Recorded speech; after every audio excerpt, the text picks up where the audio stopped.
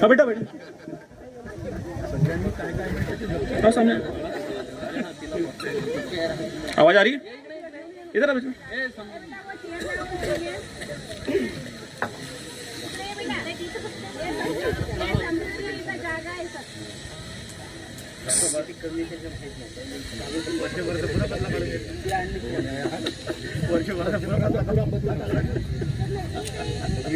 बोलो। सर्वप्रथम यहाँ उपस्थित सारे सम्मानीय लोग का मैं हार्दिक स्वागत करता हूँ और होली की शुभकामनाएं देता हूँ। मैं कोई हास्यात्मक कविता नहीं पढ़ने जा रहा हूँ क्योंकि मैं वो लिखता नहीं हूँ। तो कुछ पंक्तियाँ लिखी हैं, मैं कविता उसको मानता नहीं हूँ क्योंकि कविता अलग चीज होती है, वो पढ़ के सुना रहा हूँ। क्या हुआ? कि रंगों का त्योहार है अब, कि रंगों का त्योहार है अब, कुछ लम्हों की बोली है।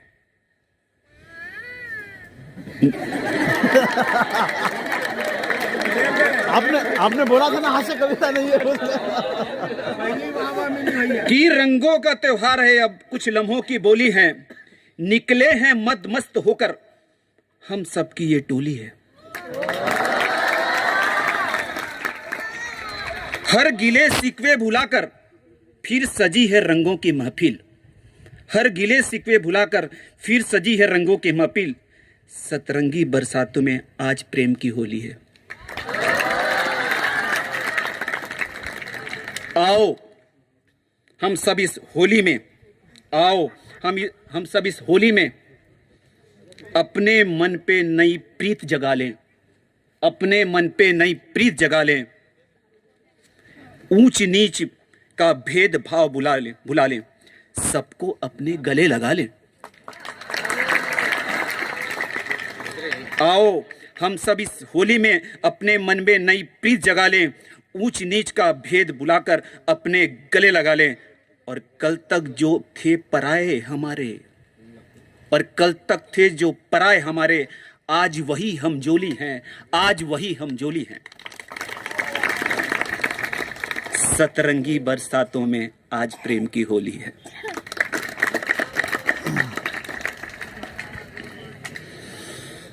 जिनके पास नहीं है कुछ भी, जिनके पास नहीं है कुछ भी, उनको भी हम रंग दें।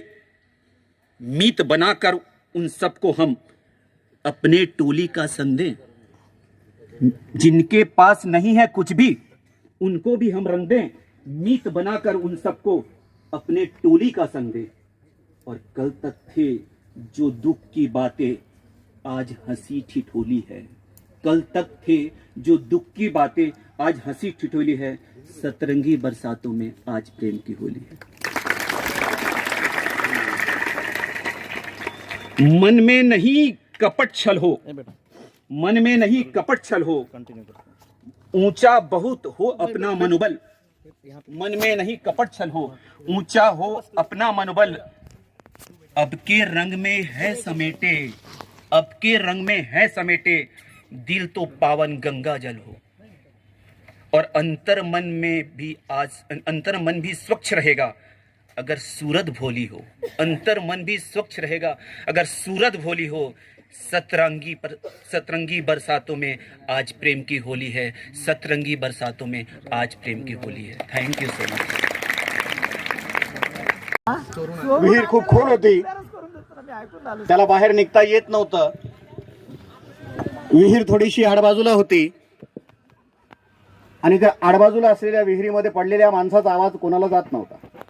तो मोठमोठ्याने ओरडत होता, वाचवा वाचवा वाचवा वाचवा। बराच वेळानंतर त्या विहिरीत पडलेल्या माणसानं वर पाहिलं, वरच्या बाजूला त्याला एक चेहरा दिसला। मूव्हिंग म्हणतात, आशेचा दीपक त्याच्या मनामध्ये पेटला की आता आपण वाचतो। त्यानं पुन्हा हाक दिली, वाचवा वाचवा वाचवा। आणि वर उभ्या असलेल्या माणसाच्या चेहऱ्यावर अत्यंत प्रसन्न असं हसू आलं। त्यांना तुरंत आपले कपडे काढले आणि पाण्यात उडी मारली। पाण्यात उडी मारल्याबरोबर आतला माणूस म्हणला, वाह आप तो बड़े महान हो, आप हमारे भगवान हो। जो माणूस वाचवायला आला होता तो म्हणला, वो बात बाद में करेंगे, पहले मेरी कविता सुन ले। सारे लोग कविता सुनकर मेरी भाग जाते हैं, तो अकेला है जो कहीं भाग नहीं सकता, इसलिए उसे मैं बचाया। उस महान कवि का नाम आदरणीय श्री दीपक घोड़े।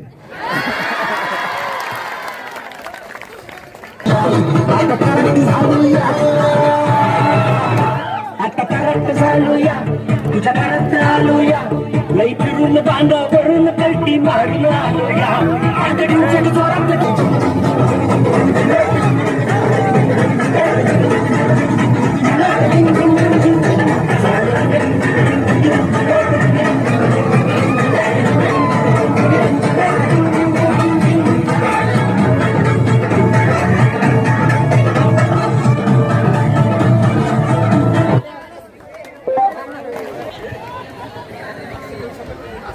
धन्यवाद सर.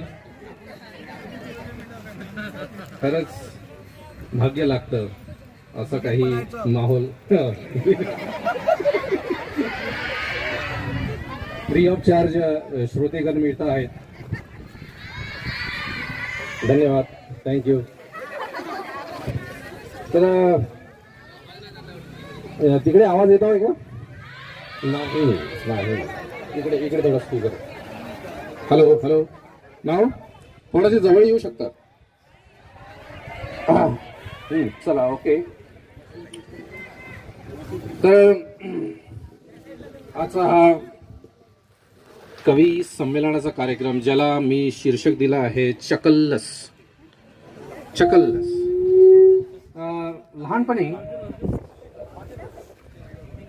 लहानपणी आमच्या मोहल्ल्यामध्ये असेच काही पॉम्पलेट छापायचे आणि वेगवेगळ्या गाण्याच्या माध्यमातून लोकांची टिंगल उडवायचे होळीच्या दिवशी खास करून, आणि बुरा न मानो होली है असं त्याला टायटल वगैरे द्यायचं. तर अशीच काही कल्पना माझ्या डोक्यात आली आणि आजचा हा प्रसंग ओढवलेला आहे तुमच्या सर्वांवर माझी कविता ऐकण्याचा. तर ए भिडू, चुपचाप सुनने का. पहली बार अपन कुछ करने को जा रहा है, अच्छा करने वाला है. हाँ, बीच बीच में उंगली करना जरूरी है क्या? हाँ, चुपचाप सुनने का, नहीं अच्छा लगा तो बिल्कुल चुप बैठने का, ताली बजाने का बस. तर माझ्या प्रिय शिक्षक बंधू आणि भगिनींनो, कधी कधी ट्रॅक मी सोडत असतो.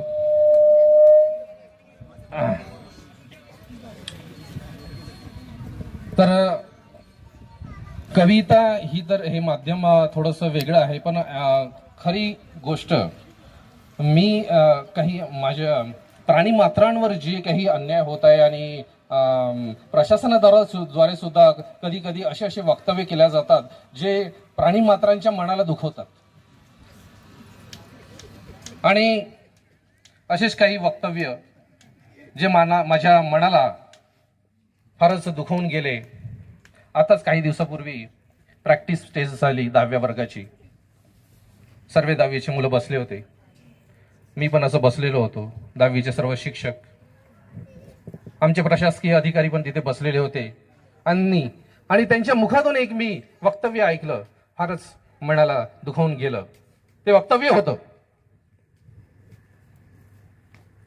घोड़े को पानी के पास जाना चाहिए, पानी घोड़े के पास नहीं आ सकता. आता मला सांगा, पेपर देणारे हे पोट्टे, घोड्याचा काय संबंध तिथे? घोड्यांचा.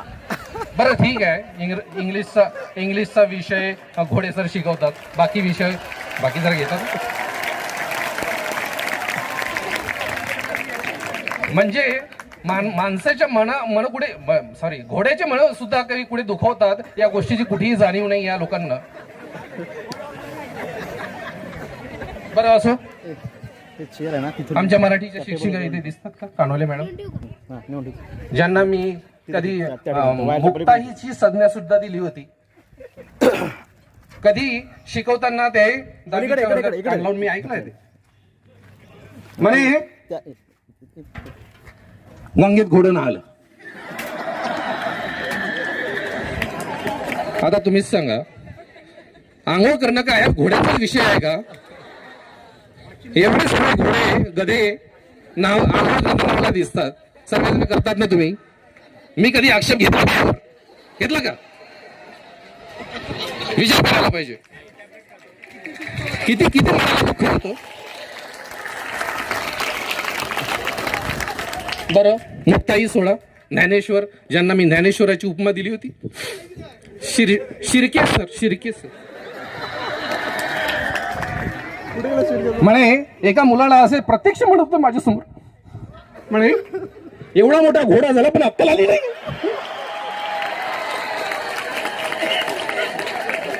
म्हणजे अक्कल हा घोड्याचाच विषय आहे का? तुम्हाला अकलीची गरज नाही का? नाही का?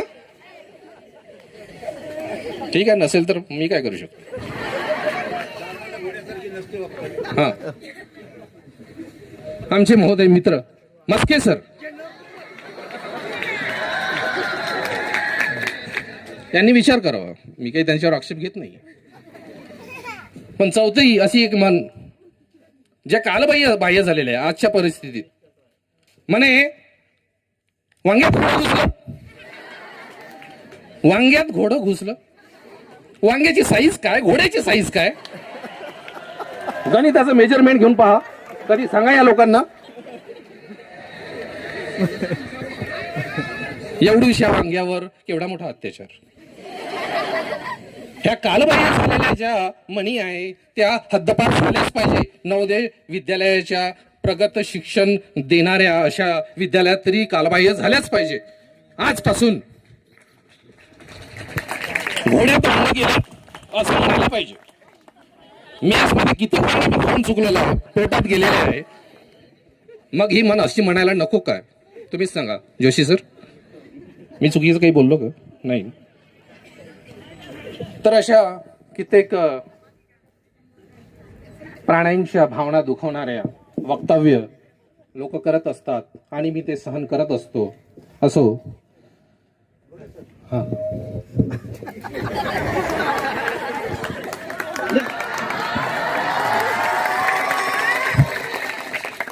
नवोदय विद्यालयाचा प्रशासकीय अधिकारी या नात्यानं मी आणि माझ्या स्टाफ कडून झालेल्या अनेक घोड चुकांबद्दल मी जाहीर माफी मागतो. शायद सर ये भूल गए, एक दिन मैं सर को बोली थी स्टडी में लेट आए, घोड़े बेचकर सो गए थे क्या?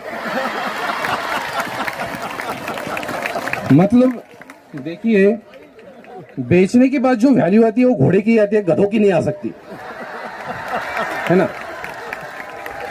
ये एक अच्छा पॉइंट मेरे नजर में आया है. तर आजच्या या होळीच्या सोज्वळ प्रसंगी तुम्हा सर्वांना माझ्याकडून मी विश करावं असं मला मुळीच वाटत नाही. कारण वावाद करू नका, गधे तुम्ही. कारण विश करायला मी विषारी पुरुष नाही. मी तुम्हाला शुभेच्छाच देणार आणि तुम्ही त्या घ्या. ओके. तर मराठीत सांगायचं म्हणजे हॅपी होली टू यू. तर कवितेची सुरुवात तर करत आहोत. त्या अगोदर माझे मित्र बंधू साहू सर यांच्या कवितेतून आपण या कार्यक्रमाला सुरुवात करत आहोत. शकल्लसला सुरुवात करत आहोत. हास्य कविता नाही आहे, हसू नका. म्हणजे रस पाहून आपल्याला विचार करायचा आहे की हसायचं की नाही. ओके सर्वांना. कारण एक तर गोष्ट पक्की आहे माझ्या प्रिय बंधू आणि भगिनींनो, एक सोडून एकच भगिनी नाही आहे इथे, माझी इथे बसलेली आहे. तर आजच्या या कार्यक्रमाचा आस्वाद घेताना सर्वांनी एक लक्षात घ्या की कार्यक्रमाचा आस्वाद घ्या, टाळ्या वाजवा, पोट धरून हसा, पण इथेच बसा, पळू नका. इथे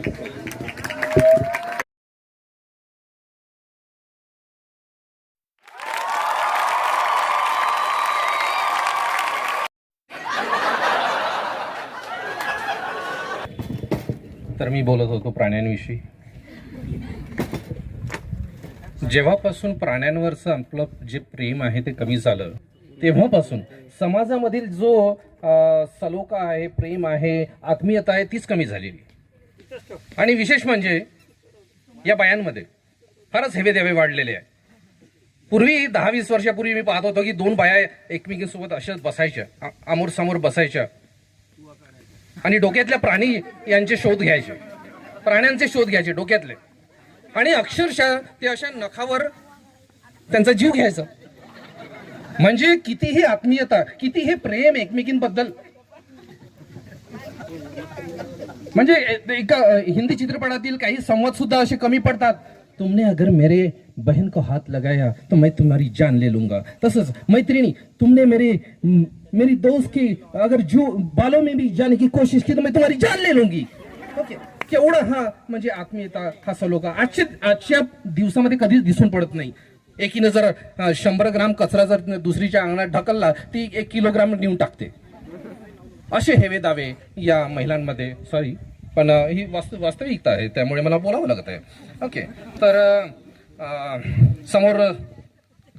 समोरचा माझा जो विषय आहे, तर यामध्ये ऍक्च्युली या महिलांचा सुद्धा काहीही असा काही म्हणजे दोष मी मानत नाही. कारण मेडिकल सारखे जे शॅम्पू कंपन्या निघाल्या आहे यांनी या हुवांची सर्व वाट लावून टाकलेली आहे. कोणाच्याच डोक्यात आजकाल दिसत नाही. त्याच्यामुळे एकमेकांचा जो जिव्हाळा आहे स्त्रियांमधील तो फार कमी झालेला आहे. त्यासाठी हे या मोठ्या मोठ्या कंपन्या जबाबदार म्हणता येईल. मास्के सरांना फोन मला आठवलं. कालच विषय झाला, सर म्हणे तुमच्या कविता फारच प्रसिद्ध होत्या. पहिली जी कविता होती ना, रवी माझा हरवला, सर्व लोकांनी त्याला दाद दिली, प्रिन्सिपल सरांनी पण दिली. तर अशा कित्येक कविता आजकाल तुमच्यात जो रोष येऊन राहिला कवितेचा, याचं मूळ कारण काय सांगू, तुम्ही प्रसिद्ध होत चाललेला. तर विचार करा म्हणे, पूर्वी काळी नेहरूजींच्या सोबत गांधीजी सुद्धा होते, फार प्रसिद्ध व्यक्ती. नरेंद्र मोदींसोबत शहा, अमित शहा, आणि अजून कोण, हा केजरीवाल आणि सिसोदिया, अशा म्हणजे जे जोड्या होत्या. खरंच मग मला वाटलं 1 वर्ष झाले म्हणजे माझे जे असोसिएट मस्के सर बनले आहे तेव्हापासून माझ्या जी कवितेचं जे उत्स्फुरण आलेलं आहे ते कदाचित त्यांच्या प्रेरणेमुळेच आलेलं आहे, ज्यांच्या डोक्यावर केस नाही. कधी कधी मला वाटतं या प्राण्यांना जगातून नाहीसी करण्याचं सुद्धा काम मस्के सरांसारख्याच लोकांनी केलेलं आहे. रोज आपलं डिफॉरेस्टेशन चालूच असतं. एवढं घोटू म्हणजे क्रिकेटचा एखादी बॉलर आपला स्पिन बॉल करण्यासाठी घासू त्याला चमकवत असतो, तेवढंच ते आपल्याला चमकवत असतात. आणि असेच हे 2 महान व्यक्ती, एकीकडे मस्के सर, दुसरीकडे चौधरी सर पण मला लाभलेले आहे. तर असो, हा झाला प्राणीविषयी. अच्छा, काने सर पण अहो भाग्य आमचं वर्धेवरून इतक्या दूर तुम्ही इकडे आले. आणि अच्छा, बरेच अशी मंडळी आहे, बरेच मंडळी दिसत आहेत. अहो भाग्य आमचं, काय सांगावं तुम्हाला. हे झालं होतं प्राण्यांविषयी. दुसरी तक्रार जी होती ती मेषच्या चण्याबद्दल येत आहे, मेषच्या चण्याबद्दल. आणि हे जे तक्रारी जे आहे विद्यार्थी करत आहे, शिक्षक करत आहे, आणि खुद्द सीए सुद्धा करत आहे, सीए साहेब सुद्धा करत आहे. तर या चण्याविषयी तक्रार माननीय प्रशासकीय अधिकारी दोन्ही जे बसलेले माननीय श्री साखडे मॅडम आणि सरांना सुद्धा या गाण्याच्या स्वरूपात म्हणून दाखवतो आहे. सर्वात पहिले गर्ल्स, मुलींची तक्रार कशी आहे गाण्याच्या स्वरूपात. जताना भी नहीं आता या गाण्याच्या चालीवर बसलेलं. चबाना भी नहीं आता, पचाना भी नहीं आता, हमें तुमसे शिकायत है, बताना भी नहीं आता, चबाना भी नहीं आता. आता हे मुलीचं झालं. शिक्षक सुद्धा आपल्या तक्रारी मांडता है थाली पर तुम्हारा काम, रस्से को भी मिलाते हैं, पोहे से प्यार करते हैं, सीए से भी हम छुपाते हैं, सीए से भी क्यों छुपाते हैं, जुबा पे तीखा लगता है लेकिन सुनाना भी नहीं आता, हमें तुमसे शिकायत है बताना भी नाही आता. आता सीए सरांची स्वतःचीच तक्रार आहे, मेसचे ते मॅनेजर आहेत, पण काय करणार, चण्यासमोर सर्वांचे दात खट्टे होतात. सीए सर काय म्हणतात, चने को कैसे भिगोते हैं कोई तो हमको बतलाए, कहीं ऐसा न हो के बिन पके ही हम खिला जाए, बिन पके ही खिला जाए. इनसे छुपाने का कोई बहाना भी नहीं आता, हमें तुमसे शिकायत है बताना भी नहीं आता. मुलं सुद्धा मागे नाहीये तक्रार करण्यात. काय म्हणतात, चोरी चोरी छुपके छुपके तुमको फेंका करते हैं, चोरी चोरी छुपके छुपके तुमको फेंका करते हैं, हाले पेट सुनाने को ना जाने क्यों डरते हैं. समोरची ओळ फारच वेदनेने भरलेली आहे. हाले पेट सुनाने को ना जाने क्यों डरते हैं, कितनी गैस है पेट में भरी रोकना भी नहीं आता, हमें तुमसे शिकायत है बताना भी नहीं आता. तर असे हे चणे वेगवेगळ्या तक्रारींचे एक माध्यम आहे, परंतु आम्हा घोड्यांसाठी चणे हा फारच जिव्हाळ्याचा विषय राहिलेला आहे. हा, तर चणा हा विषय आम्हासाठी फारच जिव्हाळ्याचा राहिलेला आहे, परंतु बदलत्या जगामध्ये आम्ही बघितलं आहे की घोड्यासोबत गाढवं सुद्धा चणे खाताना दिसतात. आणि मी चक्क त्यांच्या खांद्याला खांदा लावून बसलेलो असतो. मी कधीच आक्षेप घेतला नाही. घेतला कधी आक्षेप? घेतला कधीच नाही. चणा खाणं घोड्याचा अधिकार आहे तर गाढवांचाही असू शकतो, असायलाच पाहिजे. सर्व एकता काय काय म्हणतात आपण, सामाजिक बांधिलकी सर्व मी पार पाडत असतो, कधीच मी आक्षेप घेत नसतो. तर चला, याच्या नंतर आमचे प्रिय प्रशांत खंडाळकर सर हे सुद्धा आपल्या चोरून आणलेल्या कवितेसोबत सादर करीत आहे. तर प्रशांत सर, वाङ्मय चौर्य असं म्हणतात त्याला, फार छान. Thank you thank you sir. परवा माहित नाही का बरं, घोडेसर काठी घेऊन कोणाच्या तरी मागे धावत होते. एक माणूस पुढे जोरजोरानं पळत होता आणि घोडेसर त्याच्या मागे धावत होते. धावता धावता दोघांची धडक माझ्याशी झाली. पहिल्या माणसाला मी पकडू शकलो नाही, इतक्या जोरात पळत होता. घोडेसरांना मी कसं तरी पकडलं. थांबा, घोडे आहेत, थांबा थांबा, चौखर उधळू नका. घोडेसरांना विचारलं झालं काय, आणि हा समोरचा माणूस का पळतोय, कोण आहे? त्यामुळे समोरचा माणूस कोणी नाही म्हणे, माझ्यासारखाच आहे, कवी. ते खंडाळकर सर आहेत. सर तुम्ही ओळखलं नाहीत म्हणले, इतक्या वेगात पळाले माझ्या लक्षात आलं नाही. खंडाळकर सरांच्या मागे तुम्ही लाकूड घेऊन का लागला? घोडेसरांनी अत्यंत शांतपणे उत्तर दिलं, त्यांच्या कविता मी ऐकून घेतल्यात म्हणे, माझी ऐकवायची वेळ आली तर पळालेत म्हणे. आमंत्रित करतो श्रीमान खंडाळकर सर. सादर करत आहे लेखी स्वरूपात, वाचून आपल्या समोर सांगणार आहे. ते महिलांवर आधारित आहे. तर किसने कहा कि महिलाओं का केवल महिला दिन के अवसर पर ही सम्मान करना चाहिए?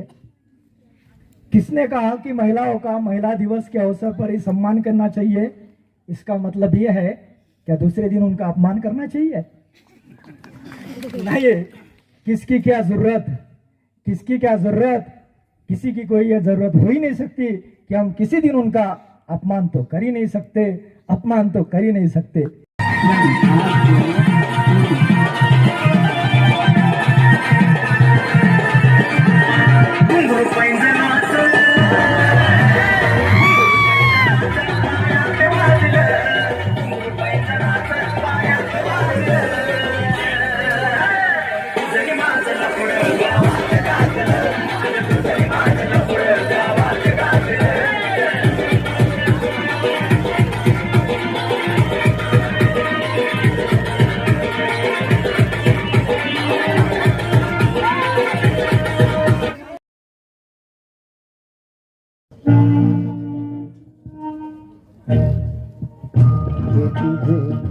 लेके चलूं एक ऐसे गगन के तले, जहाँ गम भी न हो आंसू भी न हो, बस प्यार ही प्यार करे। आंचल की तुझे मैं लेके चलूं एक ऐसे गगन के तले, जहाँ गम भी न हो आंसू भी न हो, बस प्यार ही प्यार करे। एक ऐसे गगन के तले।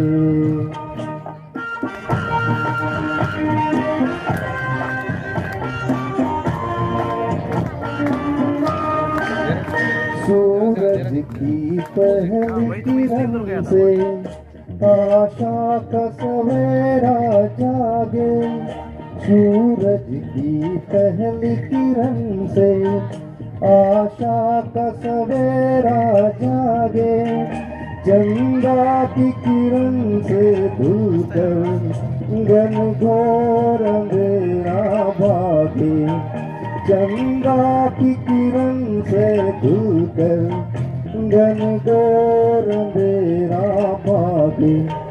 कभी धूप खिले कभी छाव मिले, लंबी सी डगर न चले, जहाँ गम भी न हो आंसू भी न हो, बस प्यार ही प्यार चले।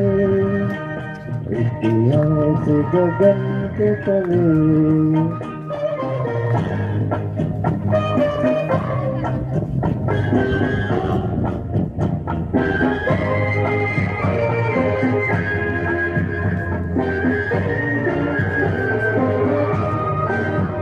जहाँ दूर नजर दौड़ाए, आजाद गगन लहराए, जहाँ दूर नजर दौड़ाए, आजाद गगन लहराए, जहाँ रंग बिरंगे पंछी आशा का संदेशा लाए, जहाँ रंग बिरंगे पंछी आशा का संदेशा लाए। सपनों में चली हंसती उखली, जहाँ शाम सुहानी ढले, जहाँ गम भी न हो आंसू भी न हो, बस प्यार ही प्यार करे। एक ऐसे गगन के तले।